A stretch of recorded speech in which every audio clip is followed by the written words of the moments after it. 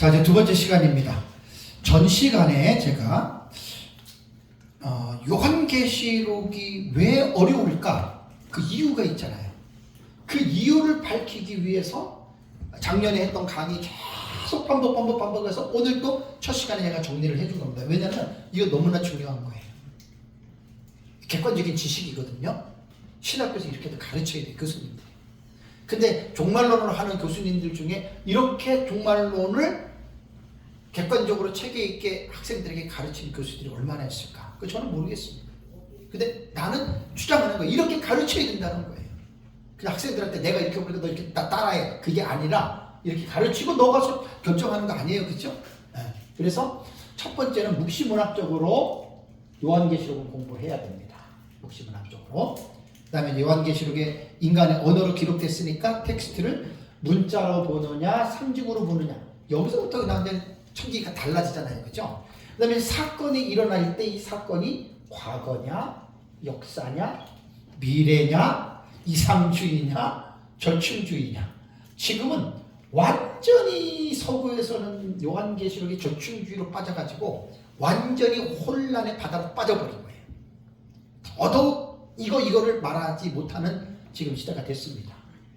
다음에 이제 제일 중요한 게 단락의 해석이에요. 첫째인, 둘째인, 셋째인, 넷째인, 막 6장, 7장, 8장, 9장, 10장 나가는데 도대체 이 사건을 쉽게 말하면 퍼즐 있잖아요. 퍼즐 조각이 44개가 있는데 그 조각들이 전부 다 자기 위치들이 있죠. 그죠? 그 퍼즐이 그 위치에 들어갈 때 딱 맞추면 어떻게 돼요? 아, 이게 무슨 그림인지 알 수 있잖아요. 그죠?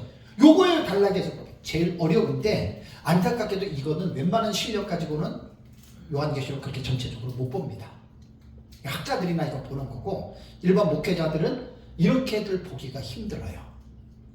그래서 이제 이건 공부를 해야 되고 점진적 해석법, 엄격한 순차주의, 그 다음에 반복적 해석법.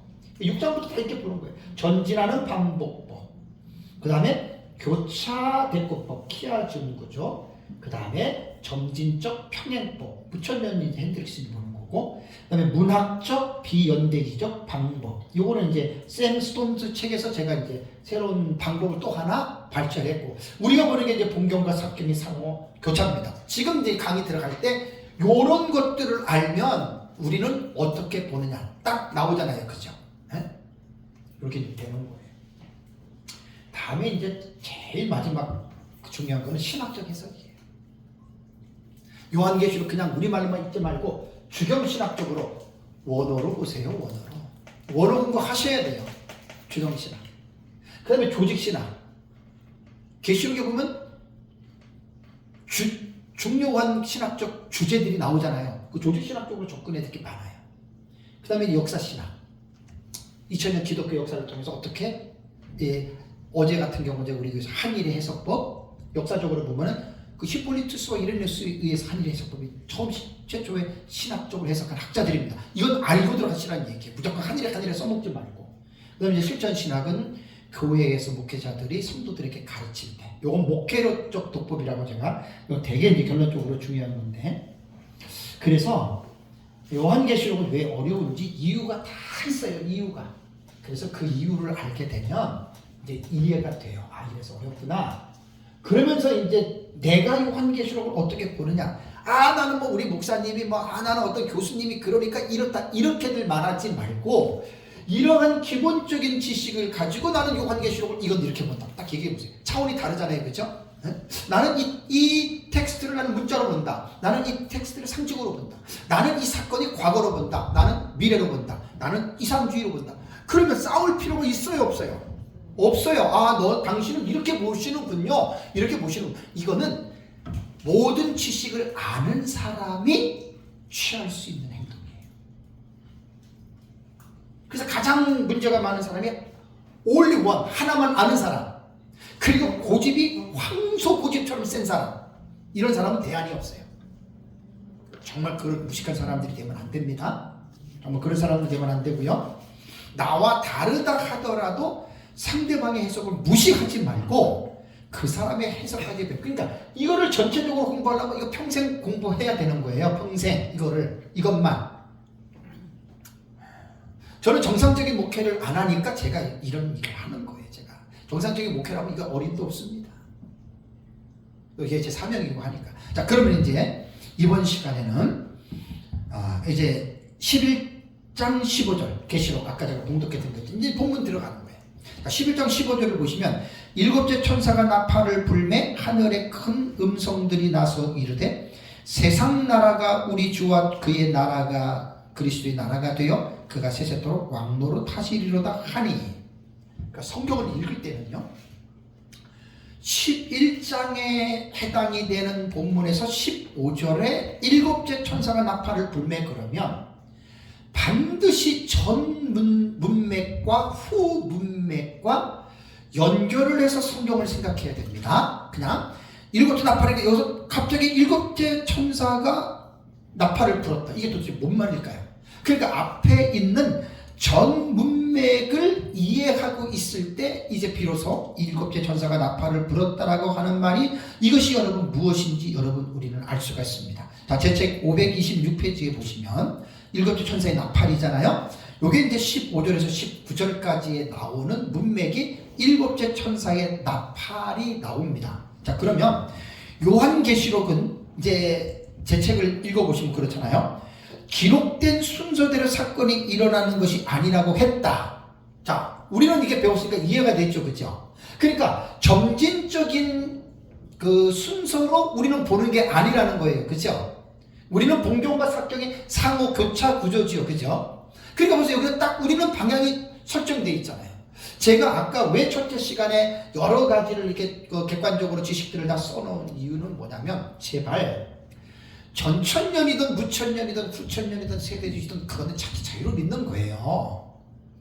그런데 어떤 것을 믿든지 간에 제발 좀 단순하게 내 것만 옳으니 그런 말 하지 말고 내가 이것을 이렇게 보는 근거를 신학적인 입장과 성경적인 입장에서 좀 정확하게 말을 하라는 말입니다. 제 얘기는 그거는 뭐냐면 이런 지식이 없으면 말 못해요. 그러니까 이런 사람들은 되게 무식한 사람들이고 단순한 사람들이라서 그냥 힘마른 그리스도야. 당신은 나랑 안 맞네. 이렇게 말한단 말이에요. 그러니까 얼마나 여러분 그게 안타까운 일입니까? 구원받은 하나님의 사람들, 더군다나 구원받은 목회자들끼리 조금 계시록의 사상이 다르다고 해서 그것 때문에 비난하고 비판하고 정죄하고 원수된 이게 오늘날 현실이거든요. 그건 그 사람의 잘못이에요. 아주 독불 장군입니다. 그러지 말자는 겁니다. 제 얘기는. 겸손하게 다들 배워보세요. 그렇게 배우는 게 힘들어요. 나는 이 길을 지금 걸어가니까 제가 말씀을 지금 드리는 겁니다. 그래서 요한계시록은 기록된 순서대로 사건이 일어나는 것이 아니라고 했다. 딱 한 줄만 읽어도 벌써 저처럼 지식 있는 사람들은 이 사람은 정진적이 아니구나. 딱 감이 오죠. 그죠? 그럼 이 사람은 뭘로 보지? 그러니까 책도요. 무조건 읽는다고 이해되는 게 아니에요. 자기 지식과 사상만큼 책을 이해합니다. 지식과 사상이 없으면 읽어도 무슨 말인지 몰라요. 그 다음에 두 번째 단을 보시면 요한계시록을 올바르게 이해하기 위해서는 기록된 순서로 보는 뭐라고요? 외형상 구조와 내용상으로 보는 구조에 대한 이해를 해야 된다. 벌써 여기서 딱 거리잖아요. 뭐가 형식상 구조와 내용상 구조를 알아야 된다라고 제가 두 가지 구조를 제 책에다가 써놓은 거예요. 그러면 이거 모르는 사람들이 이게 뭔 말이죠? 당연히 모르죠. 제 책을 보면 형식상 구조는요. 기록된 순서대로 보는 거예요. 순서대로. 잘 들으셔야 돼요. 이건 학문적이에요. 1장부터 22장까지 무조건 읽지 마시고 개론적으로 개관을 해야 돼요. 1장에는 무슨 내용이 나오고 2장에는 무슨 내용이 나오고 3장에는 무슨 내용이 나오고 22장까지를 전체적으로 개관을 하고 그래서 제 책을 여러분 133페이지를 가보세요. 133페이지. 제 책을 좀 보는 것도 좀 공부들을 하셔야지 무조건 읽는 사람 몰라요. 134페이지를 보면 요한계시록을 올바르게 이해하기 위해서는 우선 요한계시록의 내용을 어떻게 이해하는지에 대해서 알아야 된다. 요한계시록을 이해하는 두 가지 방식을 무시해서는 안 된다. 첫째는 기록된 순서로 보는 형식상 구조와 둘째는 내용상으로 보는 구조이다. 이게 반드시 요한계시록을 공부하려면요. 이걸 먼저 개론적으로 이해를 하시라는 얘기예요. 무조건 요한계시록 읽어도 모릅니다. 여러분 무슨 말인지. 무슨 말인지 모릅니다. 이런 공부를, 개론적인 공부를 먼저 하고 가르칠 때도 이걸 먼저 가르치고 요한계시록을 주에 설교를 하세요. 작년에도 큰 교회 무천년이라고 설교하는 분 우리 동교 목사님 보내주신 내가 설교를 들어봤더니 전혀 기본적인 지식과 배경 하나도 없어요. 그냥 사건 하나 가지고 막 사람들의 감정만, 제가 볼 때는 뭐 목사님이니까 그럴 수는 있는데 너무 실망했어요. 나는 그분에 대해서. 이름도 있고 교회도 몇천 명 나오는데 그렇게 성경 가르치면 안 되는 거예요. 성경을 요한계시록 그렇게 가르치면 안 돼요. 그리고 뭐 자기네 것만 무천년만 올 거 뭐 세대주의 잘 되고, 세대주의도 엄청나게 또 패요. 그럼 부끄러운 줄 알아야 돼요. 그 목사님. 그럼 자기가 되게 잘하는 것처럼. 제가 들을 때 너무 힘들었어요. 너무 힘들었어요. 어떻게, 그런데 거기 성도들 몇천 명이 다 아멘 하더라고요. 그래서 내가 아이고 주여 참. 그렇게 목사님들은 설교를 하시는 분들이 그렇게 대충 설교를 하면 안 돼요. 요한계시록을 설교를 하려면 최소한 1년 이상 제가 말한 것처럼 깊이 있게 공부를 하시고 어느 정도 내가 가는 방향을 딱 설정해 놓고 그 방향의 설정을 가지고 설교를 하는데 보통 1년이에요. 보통 요한계시록 전장하려면. 그때 내 것만 옳다 하지 말고 제 책을 좀 참고해서 다른 사람은 이렇게 본다라고 하는 것까지 제발 성도들에게 이야기를 해주세요. 그래서 형식상 구조와 내용상 구조에서 여기 보면 이제 장과 절이 구약 성경과 신약 성경 사본에는 장과 절이 없었어요.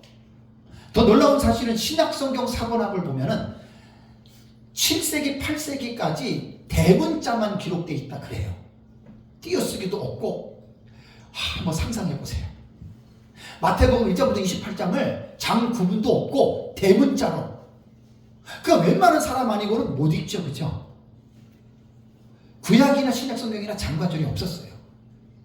그래서 이제 133페이지에 보면은 장과 절을 처음으로 구분한 사람이 1228년 영국교회 캔터버리 주교였던 스테판 랑톤에 의해서 구분이 되어졌고요. 절에 대한 구분은 1448년 나탄에 의해서 기록이 되었고 신약성경은 1551년 로버트 스테파누스에 의해 나누어진 것으로 알려져 있다. 이렇게 된 거예요. 여러분 장과 절이.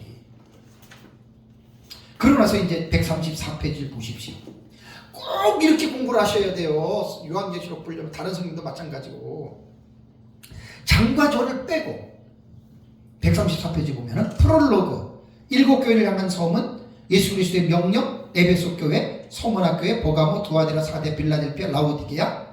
요게 지금 1장에서 3장 훌떡 넘어갔죠. 그죠? 장과절 표현 안 했어요. 그 다음에 천상보좌에 앉으신 하나님을 본 보좌의 주위를 본 보좌 앉으신 오른손에 이게 5장 6장 쭉 해가지고 1장부터 22장까지를 장과 절이 없이 형식상 구조를 제가 쫙 서술을 한 거예요.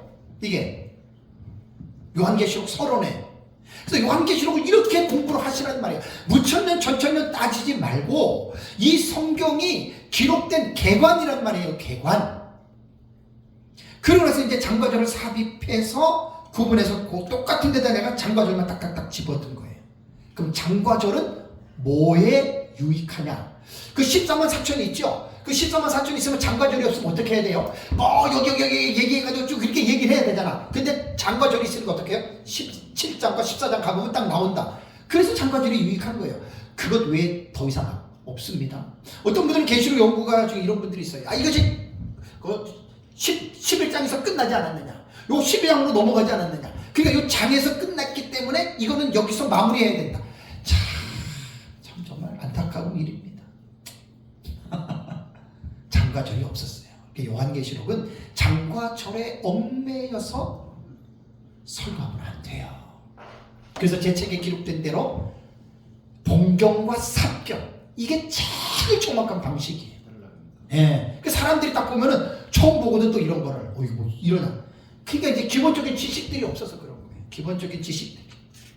그러고 나서 이제 뒤에 넘어가 보세요. 이제 136페이지에 보면은 장으로 본 요한계시록 전거 있죠. 1장에서 22장까지 이거는 민 목사님이 정리해 놓은 거예요. 그래서 그걸 가지고 내가 그 뭐 제목은 누구나 붙이는 게 뭐 따라서 다르니까 그래서 이제 장으로 요한계시록을 내 나름대로 제목을 붙인 거예요. 이건 누구나 똑같은 거예요. 어떤 걸 봐도 나는 이제 제목을 이렇게 붙인 거고 그 다음에 이제 계시록 각 장 속에 있는 내용 1장, 2장, 3장, 4장, 6장 제가 분해를 다 했잖아요. 그죠? 네? 이게 개론입니다. 개론. 그래서 쭉 넘어가시면 이제 이게 19장에서 그 22장까지 140페이지까지 나왔죠. 그죠? 그리고 나서 이제 1장부터 22장까지 제가 딱 구분을 했잖아요. 그 다음에 이제 그 141페이지 계시록 6장 이후의 내용 나오죠. 그죠? 6장부터가 제일 어려운 게 계시록입니다. 그 여기부터 이제 딱 설정을 하셔야 돼요. 모두를 나는 과거로 볼 거냐, 역사로 볼 거냐, 미래로 볼 거냐, 이상주의로 볼 거냐. 그 누가 옳고 그러다고 말할 수 없어요. 에? 아, 당신은 이렇게 보는군요. 하면 되는 거예요, 여러분. 그러니까 일목요연하게 일관성 있게 자기가 보는 것을 확실하게 정리해서 말을 하라는 얘기입니다. 제 얘기는. 계시록 6장 이후의 내용을 보면은 제가 이제 요한계시록 6장부터 20장까지 대다수의 학자들이 본경과 삭경으로 구분한다 그랬죠. 그죠? 아까 우리가 단락의 구조 7번째 본경과 삭경이 3호 구조로 그랬죠. 그죠? 제가 만든 용어가 아니에요. 이미 세계적인 학자들이 무천년, 전천년, 세대주의, 후천년 할 것 없이 형식상 구조로 볼 때는 요한계시록의 특징이 본경과 삭경으로 이미 이들이 구분을 했고 이런 것들이 요한계시록의 공통적인 용어로 이미 학자들 세계에서 사용되고 있다는 이야기예요. 그러니까 제가 배운 것, 제가 사용할 때 내가 무슨 단어를 만든 게 아니라 공통적으로 사용되는 용어를 제가 차용해서 그럼 이것도 그냥 내가 생각나서 하는 게 아니라 정확하게 했잖아요. 박수함, 요한계시록 주석 이 책에 이 말이 나온단 말이에요. 그래서 본경과 삭경에 대한 이해를 141페이지와 142페이지를 공부하셔요. 그러고 나서 이제 143페이지를 보시면 본경과 삭경 막간 계시에 대해서 제가 백으로 칠해놓은 부분 있잖아요. 이걸 이제 6장부터 22장까지 일목요연하게 탁 해놨습니다. 시간 많이 걸렸어요. 이런 거 할 때. 이거 성도들한테 한 번 얘기해도 무슨 말인지 몰라요. 계속 반복하셔야 돼요. 그래서 저는 이걸 그 현수막으로 만들어놨잖아요. 크게. 그래서 에스라 강의할 때 이거 다 붙여놓고 했잖아요. 그죠? 그리고 이거를 머릿속에 딱 심어놔야 돼요. 다시 말씀드리면 강의 한두 번 들었다고 절대 몰라요. 무슨 말인지 몰라요. 한두 번 들을 때. 계속 들어야 돼요. 그리고 이제 이게 눈 딱 감아서 딱 나올 때 그럼 이제 아는 거예요. 그럼 내가 자유자재로 내가 설교하고 강의도 할 수 있는 거예요. 이게 시간이 많이 걸립니다. 다음에 이제 143페이지 이게 중요해요. 내용상으로 보는 방법 143페이지 이걸 잘 숙지를 하셔야 돼요. 그러니까 형식상의 구조는 1장부터 22장까지 기록된 순서를 분명히 이것도 어떤 시스템이 체계화가 돼 있잖아요. 이거를 분명하게 본경과 삭경 구는 딱 6장부터 구분하셔야 돼요. 이건 삽입된 계시고 이거는 본경의 계시다. 이거를 한 다음에 이제 내용상의 구조입니다. 자, 내용상의 구조를 볼 때 144페이지를 보세요. 자, 이거 좀 하나님의 은혜로 제가 책 쓰기 전에 연구를 했던 건데 도표 나오죠, 그죠? 요한계시록에 나타나는 계시와 사건 정리 도표. 하나님의 은혜로 제가 정리한 겁니다. 다른 데 주석들 이렇게들 안 나와 있더라고요. 하나님이 지혜를 주셔서 1장부터 22장까지 보았던 계시. 이게 요한계시록은 카이 에이돈 그리고 내가 보았다 그랬죠. 그 다음에 또 내가 들으니 카이 아쿠사 카이 에이돈. 이게 요한계시록의 아주 특징이에요. 그러니까 내가 봄에 뭐가 이렇게 있었는데 또 내가 봄에 또 내가 들으니 이게 계속 카이로 접속사로 연결이 되잖아요. 그죠? 그래서 그럼 도대체 보았다 들었다가 몇 번인가 이 책을 보십시오. 그래서 이제 보았던 횟수 쫙 적어놓고 들었던 횟수 절까지 적어놓고 그러면 1장에 사건이 몇 개 나오냐 3장의 사건이 몇 개 나오냐, 7장의 사건이 몇 개 나오냐, 그걸 제가 정리를 해놓은 거예요. 그러니까 목사님들이 이거를 요한계시록을 전부 여러분들이 1장부터 20장까지 보고 들었고 사건을 정리하려고 하면 몇 시간 걸리겠죠, 그죠? 제가 저는 이렇게 도표를 작성할 때 몇 시간이 아니에요. 몇십 시간씩 걸리는 거예요.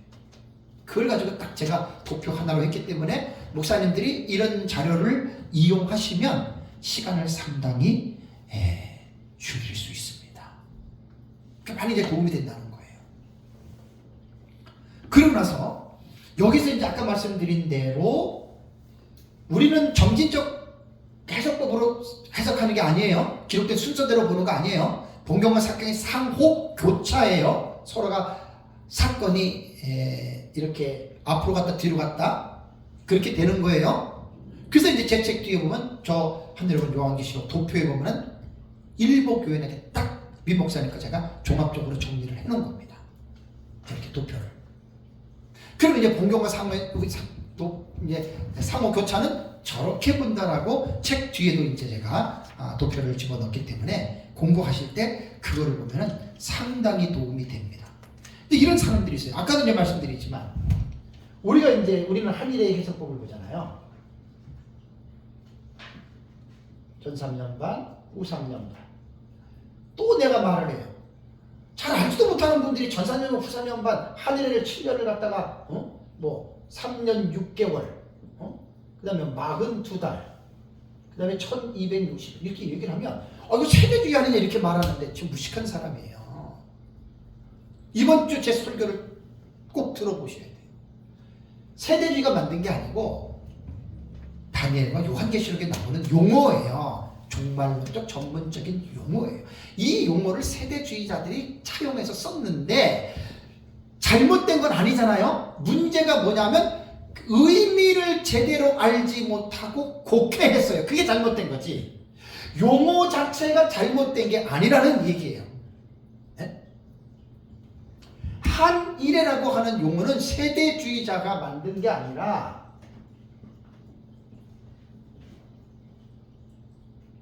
샤부아, 샤부아 에하드 하나의 주간들. 근데 일주일이 되는 거예요. 히브리어로 보면 70일에는 시베임, 시부임, 샤부임, 시베임 이렇게 되는 거예요. 70에 7들. 여기 샤부아에서 임이 붙어요. 임의 꼬리가 붙는 건 복수거든요. 복수. 7들. 샤부아는 7이 이건 히브리어로 7이 쉐바예요. 쉐바 이렇게 됩니다. 쉐바가 7이에요. 그래서 70일에 거기에서 이제 62일에 한 7일에 62일에 한일에 이번 주 제 설교 꼭 들으세요. 제가 지금 설교하는 거는 자료를 남기해서 설교하는 거예요. 저는 지금 역사적 전천년이 어떻게 보느냐.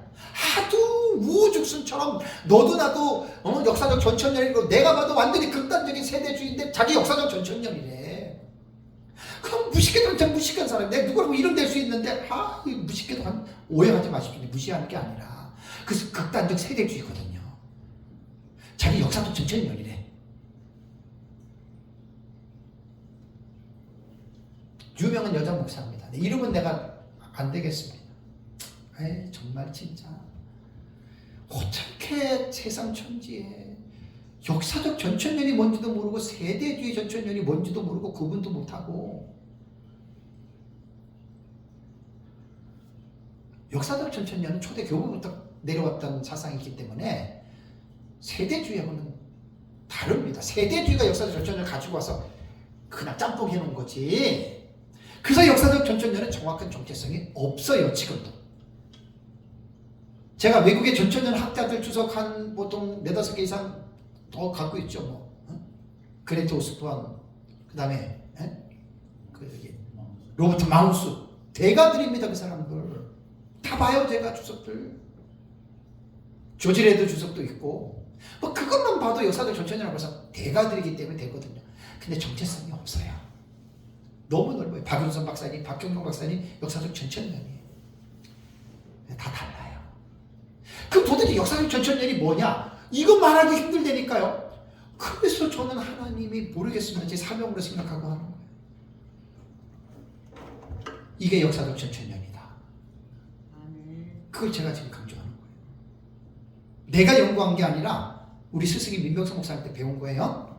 그래서 그걸 신학적으로 성경적으로 좀 더 깊이 있게 체계화를 시키는 거예요. 제가 구분들이 안 돼 있습니다.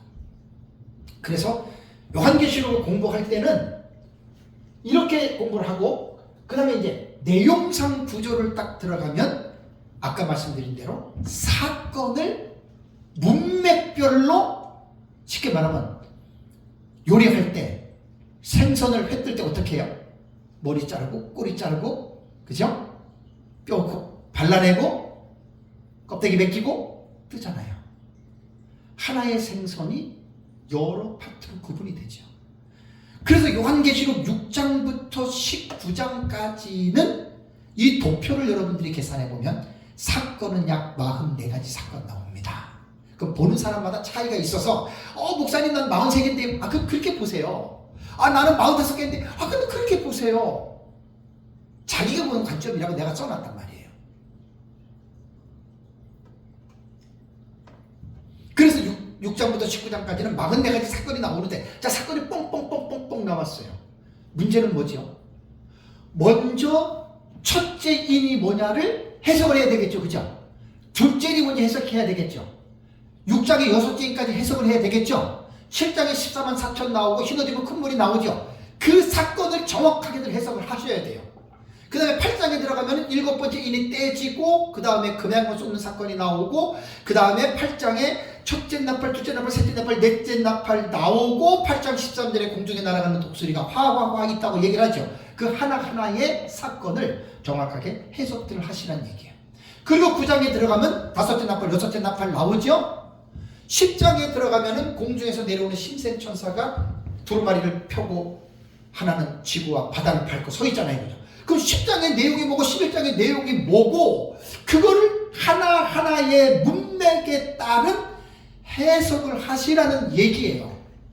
이것이 이제 19장까지 딱 가면은 44가지 사건이 딱 해석이 됐잖아요.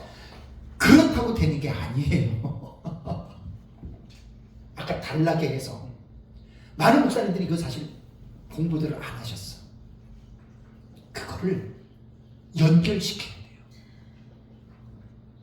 하나로 완성을 시켜야 돼요. 근데 아까 제가 한 게 7가지 방식이 있잖아. 다 달라요. 다 달라요. 다 달라요. 근데 비웃지 마세요. 나랑 다르다고. 저는 이제 이런 것들을 연구를 하면서 어느 정도 감을 잡았기 때문에 그래서 웬만한 사람들 계시록 주의 책 아무리 외국에 유명한 사람이서 딱 보면 저를 알아요. 연구를 했기 때문에. 이 사람은 이건 이렇게 보고 이건 이렇게 보고 이 사람은 종합적 유료문에 책 보면 나오거든. 책 보면 나와요. 지난달 강의 때 제가 얘기를 했잖아요. 마빈 페이퍼라고 2021년에 최근에 요한 서신을 읽다라고 하는 책을 낸 미국의 학자가 있습니다. 그것도 한 7, 800페이지가 돼요. 그래서 요한복음, 요한 1, 2, 3, 서 그 다음에 요한 계시록, 요한 서신을 전공하신 분이세요. 그래서 내가 이제 그 책을 사가지고 이제 요한 계시록 뒤에 보니까 한 240페이지 되더라고요. 그러면 저는 그만한 거 아니에요. 연구를 했으니까 그냥 착착착 보면 알아요. 1시간 정도 한 250페이지를 제가 쭉 읽어가다 보니까 재밌는 게 20장을 들어가기 전까지는 이분은 부분적 과거로 요한계시록을 보는 분이세요. 근데 어디서 내가 좀 웃겼다라는 표현이 20장을 딱 들어가니까 이분 말이 자기는 천년왕국은 미래주의적으로 보는 게 옳다 이렇게 쓴 거예요. 그럼 종합적 해석이잖아요. 내가 그 사람 비웃을 일이 없잖아요. 왜? 나는 지식이 있으니까 이분은 부분적 과거주의로 요한계시록을 보면서도 20장의 천년왕국은 역사적 전천년주의자들이 보는 미래주의 해석이 옳다고 보는구나. 그걸 누가 뭐라고 하겠어요? 종합주의예요. 거의 지금 다 종합주의예요. 박윤선 박사님도 종합주의고 박형영 박사님도 종합주의예요. 레드도 그런 성향이 있고 거의 다 그래요. 우리처럼 딱 한일의 이런 해석은 사실 세대주의에서 말하는 것 뿐이지. 근데 세대주의가 한일에는 이건 세대주의가 맞는 게 아니라 그랬잖아요. 성경에 있는데 잘못 이해하고 해석을 해서 잘못했다는 얘기죠.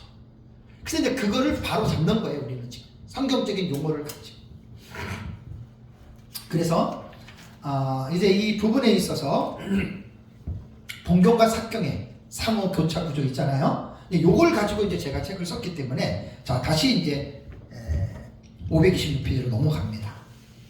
그러니까 보세요. 제가 제 책을 읽으면서 이제 516페이지 첫 번의 문장 요한계시록 기록 순서를 읽는 것이 아니다. 이거를 이해한 사람들은 이해하겠지만 모르는 사람들은 읽어도 몰라요. 100번 읽어도. 두 번째 줄에서 요한계시록 올바르게 이해하기 위해서는 기록된 순서로 외형상 구조와 내용상 구조를 이해를 해야 된다. 이게 무슨 말인지 알겠죠, 그죠? 근데 제 강의를 안 듣고 이런 사람들은 이게 무슨 말인지 몰라요. 그냥 읽고 넘어가요. 그 다음에 이제 셋째 줄 보십시오. 제사봉경이 딱 나오잖아요, 그죠? 제사봉경 딱 나오잖아요. 그러니까 봉경과 사경을 공부하는 사람은 이게 무슨 말인지 몰라요. 제사봉경인 요한계시록 9장에서 어떻게 해요? 다섯째와 여섯째 나팔의 계시가 나타났다. 자, 이거 공부하지 않는 사람이 이거 무슨 말인지 알겠어요? 9장 하면은 다섯째 나팔과 여섯째 나팔이 나오죠? 다섯째 나팔이 첫째 화고 여섯째 나팔이 둘째 화예요. 이거는 형식상 구조를 공부한 사람들은 딱 나오게 돼 있어요. 그러니까 8장 13절에 공중에 날아가는 독수리가 화가 있도다라고 우아이 세 화를 선포하죠. 그리고 9장에 들어가서 첫 번째 화가 다섯 번째 나팔이고 여섯 번째 나팔이 첫째 화가 다섯 번째 나팔이고 둘째 화가 여섯 번째 나팔이고 다음에 셋째 화가 일곱 번째 나팔이에요. 형식상 구조로 머리로 딱 벌써 흐름을 잡고 이거는 무천년 전천년 상관없어요. 누구나가 요한계시록을 아는 사람들은 안 보고도 우리처럼 훤하게 다 이게 감을 잡고 있어야 돼요. 그래야지 이제 어떤 학자들이 얘기했든지 저는 딱 보면 딱 그냥 알거든요. 몇 장 뭐 이거 몇 장 얘기하고 몇 장 얘기하면 쭉 아니까 아 이 사람은 이렇게 내가 봐도 어떻게 이런 게 있어요. 학자인데 자기도 무슨 말 하는지 모르는 학자들이 많더라고요. 참 무시하는 거 아니에요. 자기도 몰라. 막 갔다가 이거 땡겨서 이거 땡겨가지고 쑤셔 넣고 그 자기도 몰라요. 왜? 자기가 하나의 정확한 요한계시록에 대한 정리가 안 됐기 때문에 그래요. 그건 학자라도 어쩔 수 없어요. 비웃는 게 아니에요. 왜냐하면 이러한 해석법들이 정확한 해석법들이 있는데 이거를 정확하게 이해한 사람들은 딱 보면 알거든요. 여기는 과거를 했네. 여기는 미래를 했네. 여기는 이상주를 했네. 그 보이잖아요. 근데 그러한 개념 없이 그냥 막 하는 사람들이 있다고요. 학자들도. 어쩔 수 없는 거예요. 다만 이제 독자는 책을 읽을 때 이 저자가 어떻게 이 책을 썼는지에 대한 이해를 하려면 지식이 있어야 돼요. 지식이 필요로 하는 책은 지식이 없이는 읽지 못합니다. 아무리 여러분 요한계시록 100번, 1000번, 10,000번 읽어보세요. 이런 지식 없이 읽으면 다 이단으로 빠지는 거예요. 사이비로. 엉뚱한 얘기를 하는 거예요. 그래서 제가 늘 목사님들에게 강조하잖아요. 요한계시록 설교를 또 무조건 하지 마시라고. 다니엘서를 먼저 가르치세요. 다니엘서. 네? 그리고 다니엘서 가르치기 오전에 말씀드린 대로 이 요한계시록 독법을 먼저 해보세요. 여러분 교회에서 진짜 저한테 배운 대로 독법 설교하고 다니엘서하고 이거 시간 얼마나 걸리는 줄 아세요? 성도들이 알아듣게끔 해야 되잖아요. 목사님 혼자 그냥 이렇게 뇌까리잖아요. 성도들 아무것도 몰라요. 그럼 듣기 싫어해요. 저는 우리 교회에서 요한계시록만 1년 동안 주례를 2번 했어요. 처음에 할 때는 오전 예배, 오후 예배 1시간 반 설교입니다. 저는 1시간 반. 그게 성도가 없어요. 그게 가능했던 거예요, 저희 교회. 그래서 들은 사람 몇 분은 있거든요. 할머니들도 누워서 도표를 그릴 정도예요. 90대 된 분들도 80대 중반에. 그 제가 얼마나 제가 했겠냐 한번 생각해 보세요. 혼수 막 붙여놓고 칠판 갖다 놓고. 그 저는 일반 목회를 한 게 아니란 말이에요. 일반 목회에서 이렇게 못해요. 제가 배운 대로 여러분 교회에서 한번 설교를 해보세요. 못합니다 사실. 그냥 적당히 근데 적당히 가르쳤다? 성도들 거의 몰라요. 모르게 돼 있어요. 그래서 저는 자세하게 하는 거예요. 그래서 이런 것들을 계속 하다 보면 이게 이제 이해가 이제 인식이 되는 게 이게 결코 쉽게 인식이 안 됩니다. 시간이 엄청 많이 걸려요. 그래서 요한계시록 분명하게 여러분들 우리가 이런 부분들을 좀 알아야 되거든요. 그래서 여기에 보면은 9장에서 다섯째와 여섯째 나팔의 계시가 나타났다. 이게 딱 보면은 이게 뭐냐? 9장은 제사 봉경이다. 그래서 형식상 구조를 알아야 제 책이 뭘 말하는지 아는 거예요. 형식상 구조를 모르는 사람은 그 뭐 제사 봉경은 뭐고 뭐 이렇게 본단 말이에요. 그리고 또 보세요. 넷째 줄에. 그리고 일곱째 나팔이 불려지는 것이 아니다 라고 말했죠. 그죠? 자, 여기에서 9장 내용을 한번 보십시오. 여러분 9장 이게 지금 그 개론을 먼저 여러분들이 확실하게 알고 있어요. 자, 요한계시록 9장을 보세요. 참 기본적인 지식이 없이는 요한계시록 맨날 공부해봤자 맨날 그게 그거고 그게 그거는 좀 안타까워요. 여러분 9장을 보시면 1절에 다섯째 천사가 나팔을 불었죠. 그 다음에 12절 첫째 화는 지나갔으니 다섯째 나팔가 첫째 화예요. 다섯째 나팔이. 그 다음에 13절 보세요. 여섯째 천사가 나팔을 불었죠. 그죠? 여섯째 천사가 이게 둘째 화고 여섯째 나팔이에요. 자, 9장에서 21절에 또 그 살인과 복술과 음행과 도둑질을 회개하지 아니하더라. 자, 장수록 9장이 끝났어요. 그러면 독자들이 다섯째 8장에서 첫째 나팔, 둘째 나팔, 셋째 나팔, 넷째 나팔 나왔죠? 그 본경이에요. 그 다음에 13절에 공중에 날아가는 독수리는 삽경이에요. 막간계시예요. 그리고 9장에 와서 이제 다섯째, 여섯째 나팔이 나왔어요. 그러면 일반 성도라면 독자라면 그 10장에 나오는 내용은 무엇을 기대하고 있죠?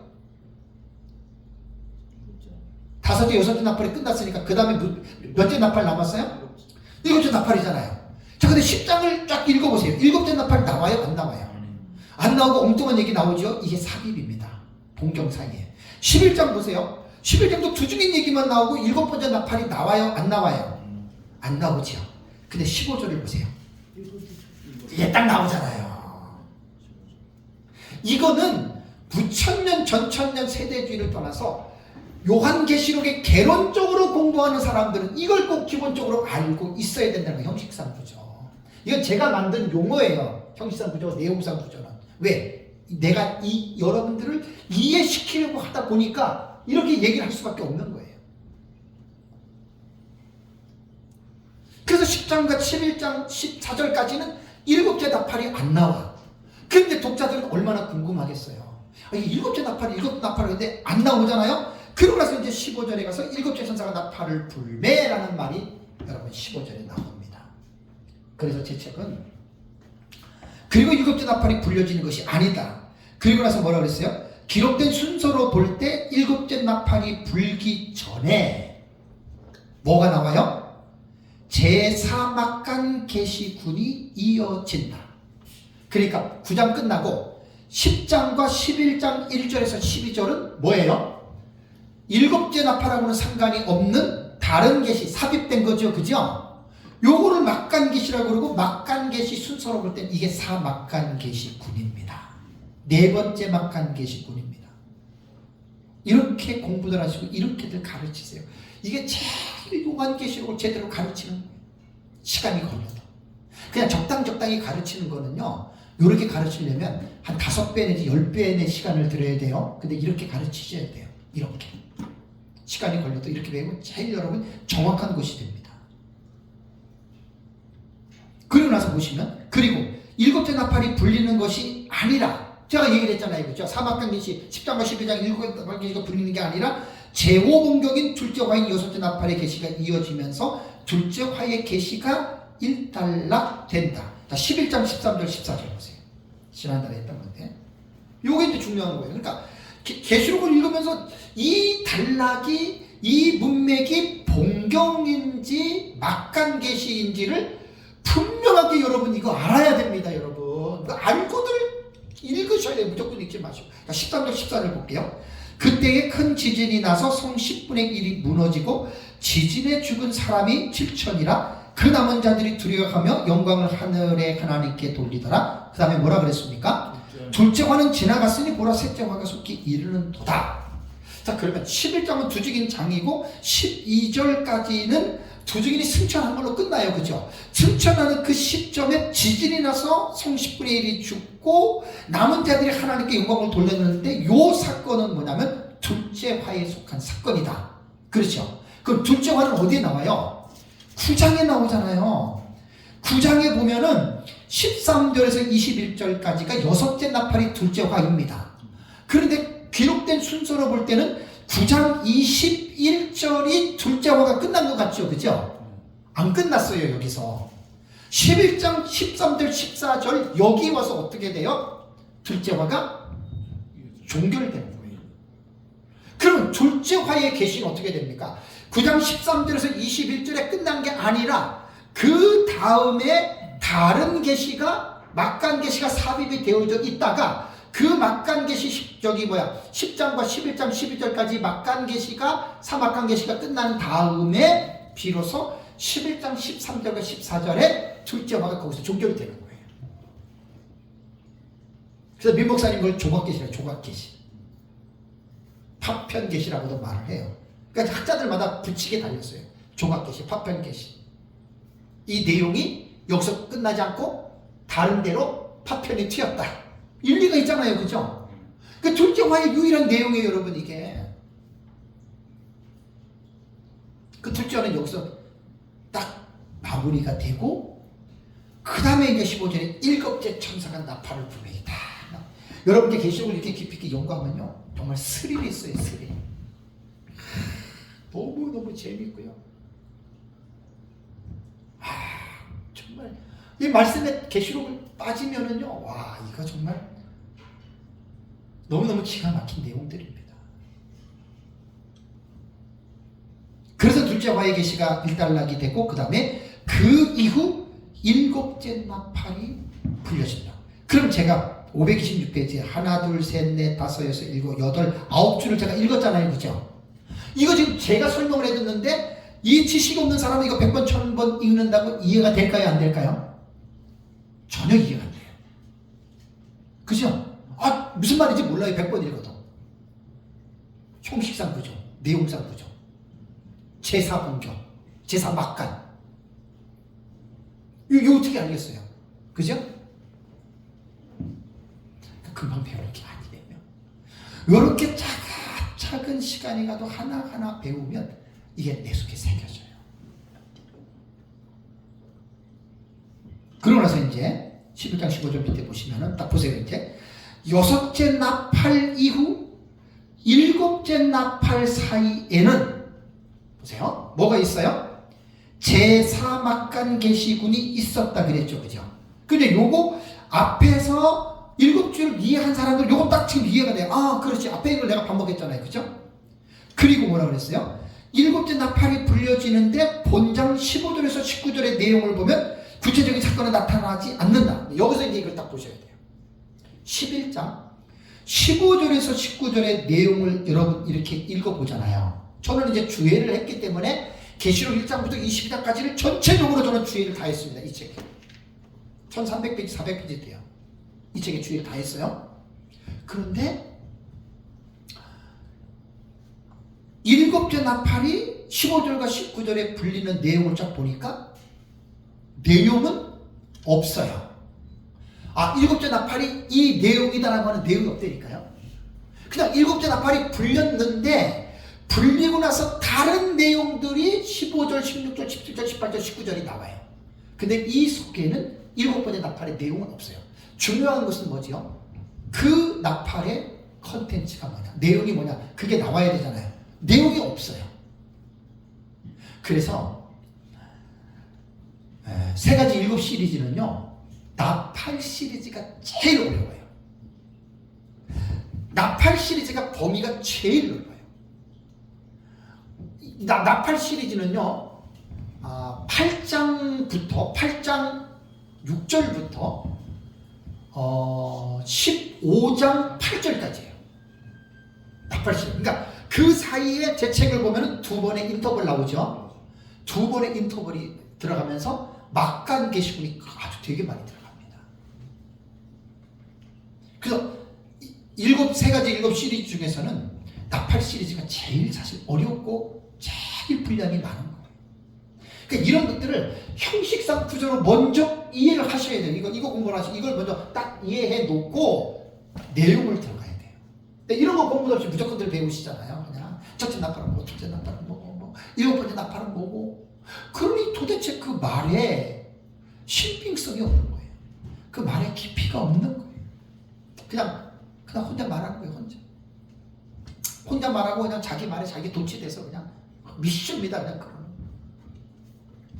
안타깝습니다.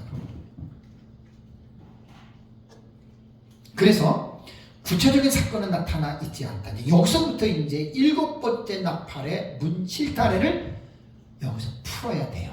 실타래가 지금 묶여 있거든요. 실타래가 묶여 있으면 어떻게 해야 돼요? 그 실타래를 풀어야 되잖아요. 이게 어디서 막혔지? 그걸 푸는 거예요. 그래서 432페이지를 보십시오. 이제 이게 사실 어려워요. 432페이지.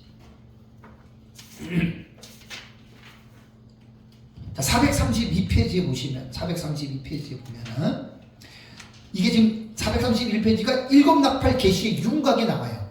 제일 어렵다 그랬죠. 그죠? 왜 어려운지 여러분들이 432페이지를 보세요.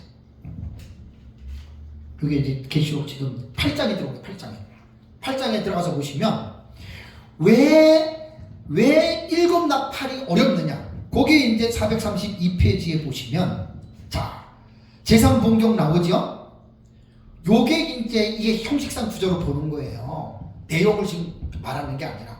8장 6절에서 12절이 첫째에서 넷째 나팔 나오죠. 그죠? 그 다음에 제3막간 나오죠? 8장 13절 공중에 날아가는 독수리 새와의 선포 나오죠? 요게 지금 일곱 나팔의 계시가 여기서부터 진행이 되는 거예요. 다음에 4본경이 뭐죠? 계시록 9장 1절에서 21절 이게 뭐냐면 다섯째, 여섯째 나팔 나오죠? 그죠? 요거 공부 다 했어요. 지난달까지, 3개월 전까지. 그 다음에 4막간 계시가 뭐지요? 막간 계시가 10장 1절과 11절, 그 다음에 11장 1절에서 12절. 요거 제가 8월 달에 강의하고 9월 달에 강의하고 요거 강의한 내용이에요. 8월 달, 9월 달. 그리고 나서 이제 제5본경을 보세요. 11장 13절과 14절. 아까 제가 말씀드렸죠. 둘째 과가 여기서 종결돼요. 다음에 6본경을 보세요. 계시록 11장 15절 10절. 오늘 여기 공부하는 거예요. 11장 15절. 여기에 이제 일곱째 나팔이 여기서 비로소 불리는 거예요. 일곱째 나팔이. 그 다음에 5막간을 보시면 첫 번째 인터벌 해가지고 12장 1절에서 17절 요게 촛대교를 박해하는 용이고 13장 1절에서 18절이 두 짐승에 관한 계시고 그 다음에 14장 1절과 20절이 시온의 14만 4천과 세 천사의 전원 그리고 휴거와 심판. 요게 제5막간 계시가 12장에서 14장까지가 나와요. 그러니까 보세요. 일곱 번째 나팔이 불렸어요. 근데 내용은 없어요. 윤곽만 설명했죠. 그리고 곧바로 일곱 번째 나팔하고는 상관이 없는 제5막간 계시가 12장, 13장, 14장이 나오고 그 다음에 이제 7번 보세요. 제7본경에 15장 1절에 뭐가 나오죠? 일곱 대접의 윤곽이 나와요. 이것도 일곱 번째 나팔이 무엇이다라고는 정확하게 15장 1절을 보면 안 나와요. 근데 딱 보면은 일곱 대접 같은데 여기서 15장 1절에서 힌트를 얻고 그 다음에 6막간은 계시록 15장 2절과 4절은 일곱 나팔하고 상관이 없는 불이 섞인 유리 바닷가가 나오죠. 여기 막간 계시예요. 일곱 번째 나팔에.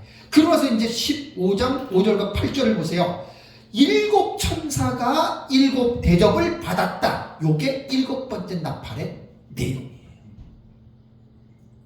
그러니까 11장 15절에서 일곱째 천사가 나팔을 불었죠. 그 나팔의 본래 내용은 일곱 대접을 가진 일곱 천사가 딱 대접받은 게 나오는 게 요게 일곱 번째 나팔이거든요. 근데 11장 15절 19절에는 그 내용이 없어. 15장 1절에는 일곱 번째 나팔이 뭔가 이렇게 대접 같은 불명확해요. 15장 5절 8절에 가서 7 천사가 7 대접을 받았더라. 그리고 그 7 대접이 16장에 첫째 대접부터 마지막까지 7 대접이 쫙 쏟아지면서 한 일행 공사 사실 16장에서 마치는 거예요.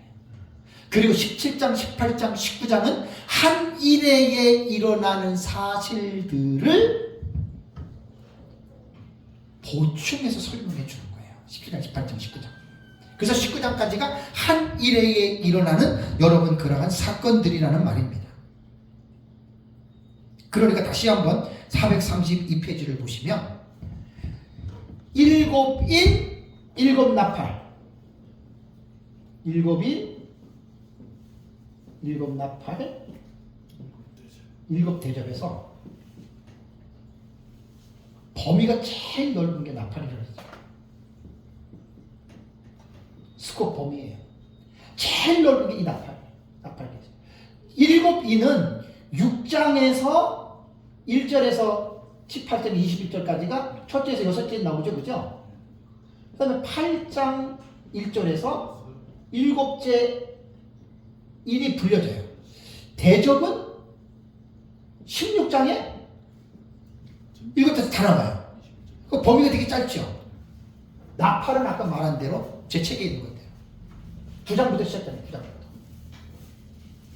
15장 8절까지 5절에서 8절까지 보세요 여러분. 나팔 계시가 제일 어려운 거예요. 세 가지 7 시리즈 중에서.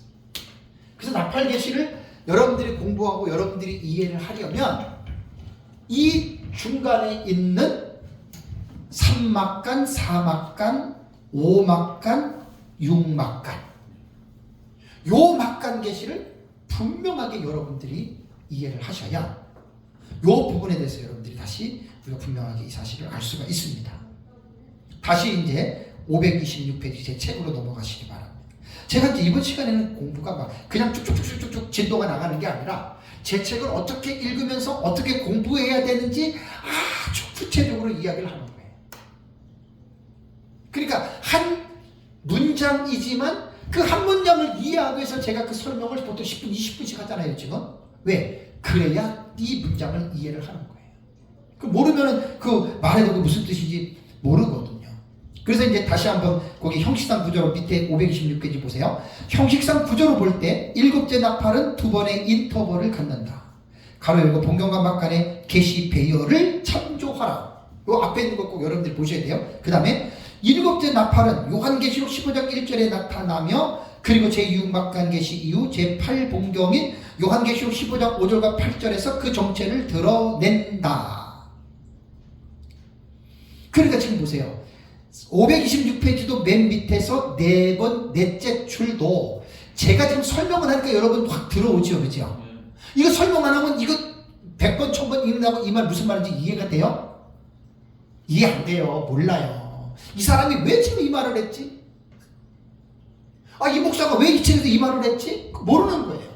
그래서 제가 늘 말씀을 드리잖아요. 여러분 책을 읽을 때에는 내 생각을 가지고 책을 읽고 내 생각을 가지고 읽는 족족 비판을 하잖아요. 그 사람 책 읽는 사람 아니에요. 진짜 그 사람 무식한 사람이에요. 아주 꼴통이에요. 책을 읽을 때는 내 생각을 내려두고 이 책을 기록한 저자의 입장으로 돌아가서 왜 이 사람이 이런 표현을 했지? 왜 이 사람이 이 말을 했지?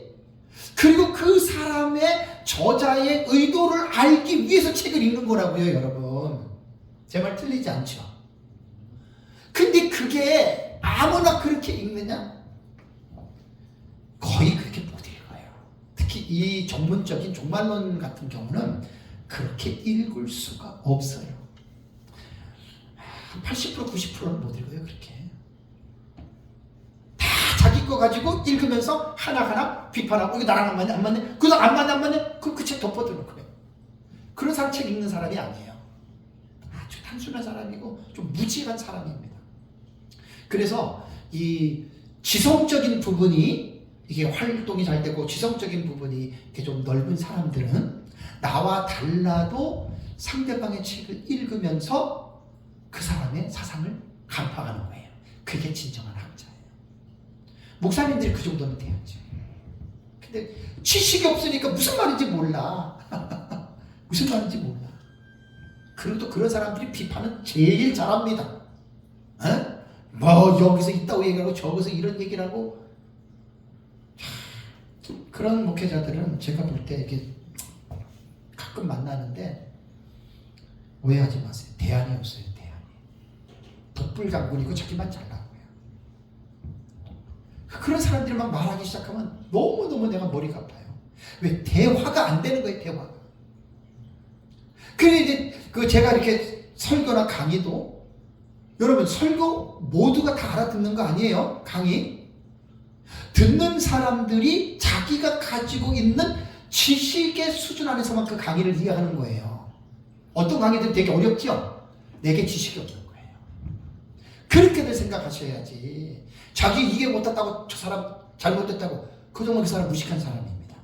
그렇게 되면 안 됩니다. 그래서 책 읽는 것도 훈련입니다. 인간의 이 지성의 관계, 그러니까 목사가 되려면 지성적인 부분이 많이 발전하고 향상이 돼야 됩니다. 책을 읽지 못하는 사람들은 오해하지 마세요. 목회자 될 자격 없어요. 책을 읽을 줄 알아야 돼요. 그래서 처음부터 큰 책 못 읽어요. 제가 중간사를 연구할 때 요세푸스의 전집을 제가 한 15년 전에 읽었거든요. 4,000페이지 돼요. 그 요세푸스 전집 처음부터 읽으면 무슨 말인지 몰라요. 조그만 책이죠. 중간사. 조그만 책들. 책을 읽을 때에는 내가 어떤 주제를 읽잖아요. 처음부터 대작을 들어가면 무슨 말인지 몰라요. 조그만 책부터 소화를 하세요. 3, 40페이지. 하나의 소논문 같은 거. 그 다음에 그러면 100페이지. 그 다음에 200페이지. 그렇게 하다가 기본적인 지식이 내게 쌓이잖아요. 그러면 대작을 읽으시는 얘기예요. 이게 책 읽는 순서입니다. 그러니까 책도 읽는 사람이나 읽지 아무나 읽는 게 아니에요. 목회자들도 이 지성 부분이 성장이 안 되고 지성 부분이 저조한 사람들은 그래서 신학책들을 목사님들이 못 읽는 거예요. 그래서 안 읽는 거예요. 책은 읽을수록 자기도 모르게 활성화가 돼요. 그 책을 많이 읽어본 사람이 책을 잘 읽어요. 책을 안 읽어본 사람은 책을 못 읽어요. 맨날 좋은 책만 쉬운 책만 읽는 게 아니잖아요. 이런 깊은 책들을 읽어야 되잖아요. 그러니까 지금 제가 이번 시간에 526페이지 제 책을 한 면도 다 안 되는 거예요. 3분의 2면 되는 거. 이거 가지고 1시간 제가 지금 제 책은 이렇게 읽어야 됩니다라고 지금 제가 설명을 해드린 거예요. 기본 지식이 없이는 제 책 못 읽습니다. 읽을 수가 없습니다. 솔직한 얘기. 저는 제 책을 낼 때 이 책은 팔릴 책이라고 생각을 하고 낸 게 아니에요. 안 팔려요, 제 책은. 근데 연구하는 전문가들에게는 정말 필요해요. 그래서 제가 책을 낸 거예요. 상업적으로 영리적인 목적을 냈다면 무슨 1040페이지를 씁니까? 한 200~300페이지. 그것 아주 쉽게. 이 정도 분량이면 한 5권, 7권, 10권을 쓸 수 있는 내가 그렇게 내라면 낼 수 있어요. 1부, 2부, 3부, 4부 해가지고. 저는 그런 상업적인 책을 쓴 게 아니에요. 저는 그 책을 쓴 게 아닙니다. 하나님의 은혜로 마지막 시대 종말에 나타나는 정말 그 다니엘서 71억 요한계시록이 여러분 얼마나 중요합니까? 얼마나 중요합니까? 그래서 자료적으로 저는 남기는 거예요. 제 설교도 강의도 사실 하나님이 아세요. 자료적으로 제가 남기는 겁니다. 유튜브에 올라가는 것도 뭐 누가 듣는지 안 듣는지 신경 안 써요. 뭐 구독자 지금 102명이에요. 102명 구독자. 뭐 신경 안 씁니다. 어떤 강의하고 설교한 거 보면 막 100명, 막 120명이 읽은 것이 있더라고요. 제 설교 강의 같은 거 들어가면 가끔 140~50명 읽은 그 강의도 있어요. 뭐 그건 내가 신경 쓸 바가 아니에요. 어쨌든 제 거는 한두 번 들어가지는 모릅니다. 시리즈로 제가 연속적으로 하니까. 그래서 처음부터 다 이렇게 좀 공부를 하시려고 하시는 분들은 체계적으로 이렇게 들으시면 많은 도움이 될 겁니다. 네. 우리 잠깐 이번 시간 강의 마치겠습니다. 것이고